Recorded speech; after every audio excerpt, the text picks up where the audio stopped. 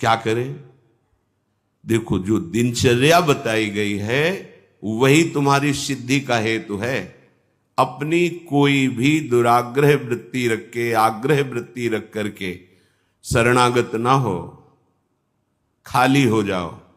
जो भी तुम्हारे अंदर है उस समर्पण के भाव में, अब जो ही कहें करें हम सोई, आयस लिए चले निज दासी, मन क्रम वचन त्रिशुद्ध सकल मत, हम श्री हित हरिवंश उपासी। मन से, वचन से, कर्म से, शरीर की चेष्टाओं से शुद्ध, अर्थात जो उपदेश मिला उसके अनुसार चलना, उसके विपरीत चलना अशुद्ध है, उनके अनुकूल चलना शुद्ध है। तो आदेश है, प्रातः उठे, सबसे पहले गुरुदेव भगवान को प्रणाम करके गुरु प्रदत्त नाम मंत्र का स्मरण करें। फिर वृंदावन भूमि को प्रणाम करें, चाहे जहां हो, क्योंकि हमारा प्रेम धर्म धाम में विराजमान प्रिया प्रीतम के चरणार विंद का सेवा सुख है। सबसे पहले हम धाम को प्रणाम करते हैं।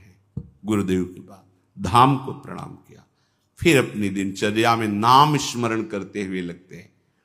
जब स्नान कर ले रज लगाते हैं, चरणामृत लेते हैं, तिलक रचना करते हैं, फिर दिनचर्या आगे की बढ़ती है।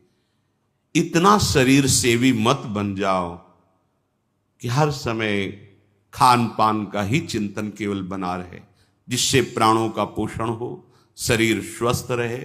ऐसी दिनचर्या बनाओ, 2 बार, 1 बार, 3 बार, जितने में तुम्हारा प्राण पोषण होता है थोड़ा थोड़ा ले, पर वो भगवद अर्पित करके। सेवक जी महाराज कह रहे, इसीलिए उनकी बुद्धि कच्ची रहती है। बिना स्नान किए खाना पीना, या स्नान करके सीधे केवल भोजन अर्पित करने की बात ही नहीं मन में आई। बहुत ध्यान देने योग्य, ये कच्चाई दूर हो जाएगी। अनहाई अनर्पित जाए गटकत, अगर बिना प्रभु को अर्पित किए हुए पा रहे हो तो तुम कैसे वैष्णव हो, कैसे शरणागत हो? वही तुम्हारे को बंधन में बांध देगा, अर्थात तुम्हारी बुद्धि में वही स्फुरणा होगी जो मायाकृत भोगों में आकर्षण पैदा करके तुम्हारे हृदय में तृष्णा कामना की आग लगा देगी। अगर भगवद अर्पित प्रसाद है तो इन वासनाओं को नष्ट करता है। काहे को अपनी बुद्धि को भ्रष्ट करोगे? बिना भगवद अर्पित किए हुए जो भी पाया जाता है वो पाप पाया जाता है, ऐसा संतों ने कहा है, ऐसा भगवान ने भी गीता जी में कहा है। कितना समय लगता है? बहुत सहज बात है। आपको बहुत जल्दी है तो जो पदार्थ आपके हाथ में आया है पाने के लिए, आपके सामने है, एक क्षण शांत होइए, स्मरण कीजिए आराध्य देव का, भावना कीजिए कि हमारे हृदय में भी विराजमान है। और जय हो राधा वल्लभ लाल की जय हो, प्रभु पाइए, और बस पा लिए, हो गया। बहुत जल्दी है तो आप कहीं ऐसी जगह जहां छवि नहीं विराजमान, ठाकुर पास नहीं, ये उपाय कीजिए। अगर घर में है, बहुत जल्दी है तो आप दृष्टि भोग लगा दीजिए। सामने गए, थाल दिखाई, 2-4 नाम लिए, प्रणाम किया, आ गए। समय है तो विराजमान करके एक पद गाया, भावना कर रहे प्रभु पा रहे, फिर आचमन कराया, फिर प्रसाद। आपका जीवन भगवत समर्पित जीवन, शरणागत जीवन। फिर आप मनमानी आचरण कैसे? एक बूंद पानी भी अमनिया नहीं होना चाहिए अपनी जिह्वा में, प्रसादी ही पाना चाहिए। जल भी पाना है तो पहले लिया, राधा वल्लभ लाल की जय, अर्पित किया, फिर पिया। आस करें विषयीन के आगे, जो देखे में जोरत हाथ लटक कर। विषयी पुरुषों के आगे हाथ जोड़ते हुए, हाथ लटकाते हुए देखने को मिला। सेवक जी महाराज कह रहे, महालक्ष्मी जिनके चरणों को निरंतर सहलाती रहती हैं, चरण चापती रहती हैं, और भगवान अपने चिंतन में निमग्न रहते हैं, उधर दृष्टिपात भी नहीं करते, ऐसे प्रभु के दास कहलाकर आप अन्य विषयी पुरुषों के आगे हाथ फैलाएं? भक्त कभी ऐसा नहीं कर सकता। चाहे वो गृहस्थ हो चाहे विरक्त हो, वो भगवद आश्रित है। अगर ऐसा है तो भगवद आश्रय नहीं है, ऐसा नहीं है। जिसके हृदय में नाम चल रहा होता है वो परम धनी है। भुगतें देहि न जाचहि, पोषण भरन न चिंत कराएं। जो शरणागत जन है, जो भगवत प्रसाद से मिला, यथा लाभ संतोष सदा, काहू सो कछु न चाहोगो, आनंद लेते हैं, उसी में संतोष करते हैं। अगर जरूरत पड़ी तो उसमें से भी दूसरे को दे देते हैं, पर न जाचहि। ऐसे करना भक्तों का स्वभाव नहीं होता। ऐसे करने का मतलब है स्वामी को पहचाना नहीं।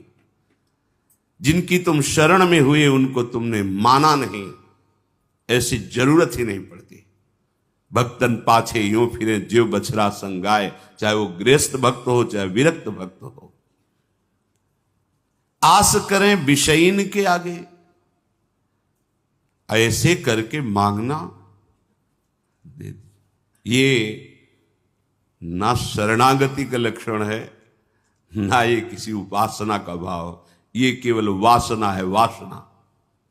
ऐसे जिस स्वामी ने पलक झपकते अनंत ब्रह्मांडों की रचना कर दी, किसी के सहयोग की जरूरत नहीं पड़ी, उन स्वामी का सेवक हो।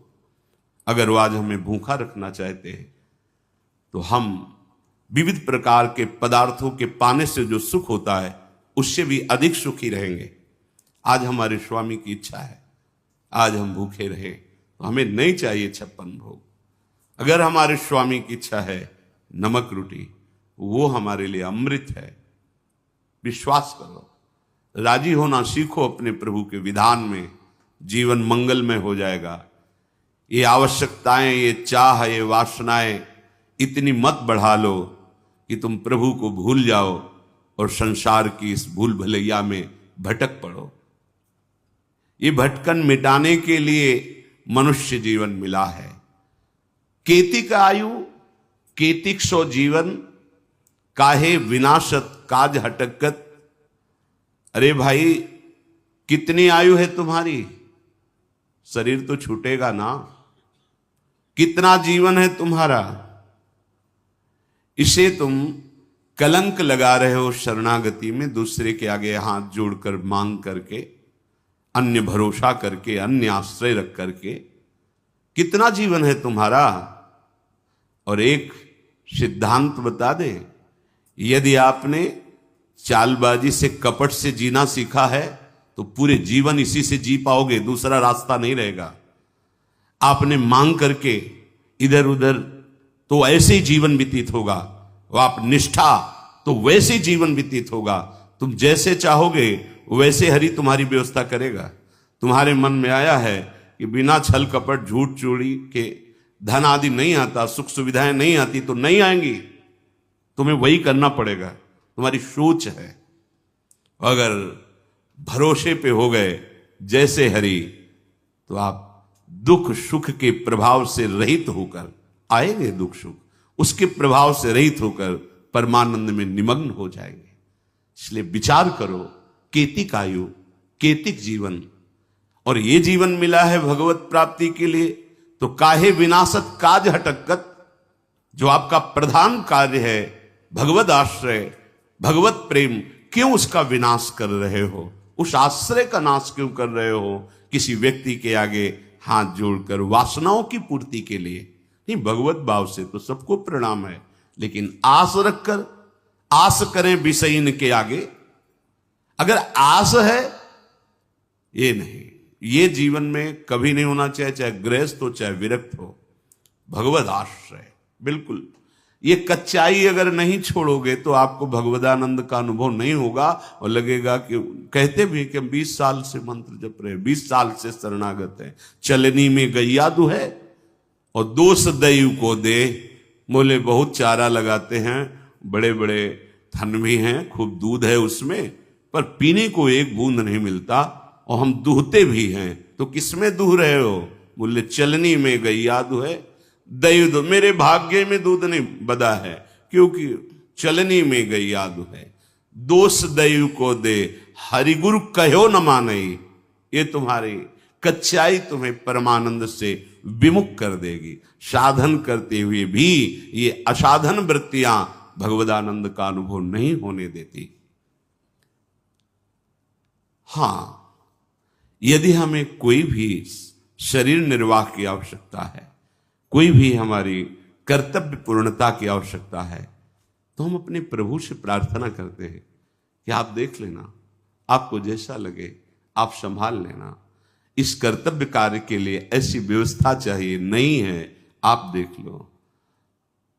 हमारे जो भी हैं, हमारे आराध्य देव हैं, जैसे गोस्वामी जी कह रहे, बने तो रघुबर ते बने और बिगड़े तो भरपूर, तुलसी औरन ते बने ताबन वे पे दूर। हमें लगता है सबको याद होगा ये बात, सैकड़ों बार सुना तो याद होगा। तो याद होने से क्या है, जीवन में उतारिए इसको अपने आराध्य देव से, बस। वो भी थोड़ी कचाई है तब, नहीं तो कहने की भी जरूरत नहीं। वो सर्वज्ञ है, सर्वत्र है, सर्वशक्तिमान है। अगर वो ऐसे राजी हैं तो हम राजी हैं। बस सबसे बढ़िया सूत्र उपासनक है, जोई जोई प्यारो करे सोई मुहिम। हम राजी उसी में जिसमें तेरी रजा है। तुम राजी हो तो हम राजी हैं। कम से कम ये जन्म तो प्रभु के प्यार में दे के देखो।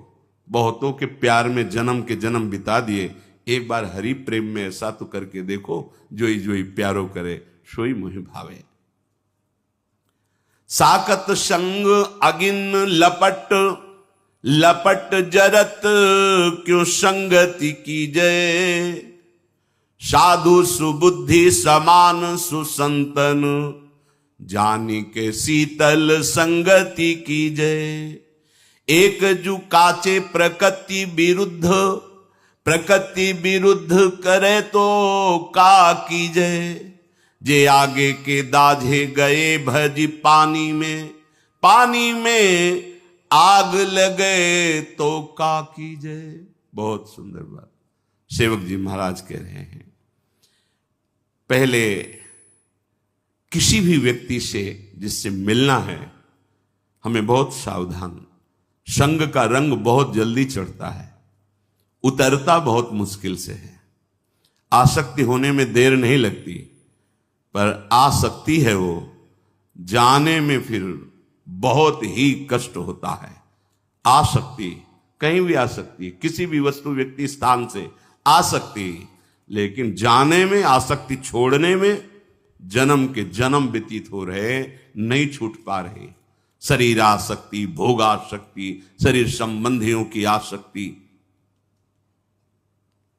अगर हमें किसी व्यक्ति का संग करना है, संसार में रहना है तो संग होंगे, हम हृदय को बचा के रखें। हृदय पर प्रभाव नहीं पड़ना चाहिए। कोई विषय है, बहिर्मुख है, भगवद विमुख है, आप व्यापारी हो, नौकरी में हो, ऑफिस में हो, तैनात है, आपको बात करना है, व्यवहार करना है, पहले बचना है तो सबसे पहले उस व्यक्ति में भगवत भाव कीजिए। व्यवहारिक जिस कर्तव्य में लगे हो ठीक उतना उत्तर दीजिए, उसको बोलने दीजिए, अंदर से नाम जपिए, आपका कोई नहीं बिगाड़ सकता। अगर आप भगवत विमुख को भगवत भाव रहित हो करके संग करोगे तो कह रहे हैं आग की लपट है तुम्हारे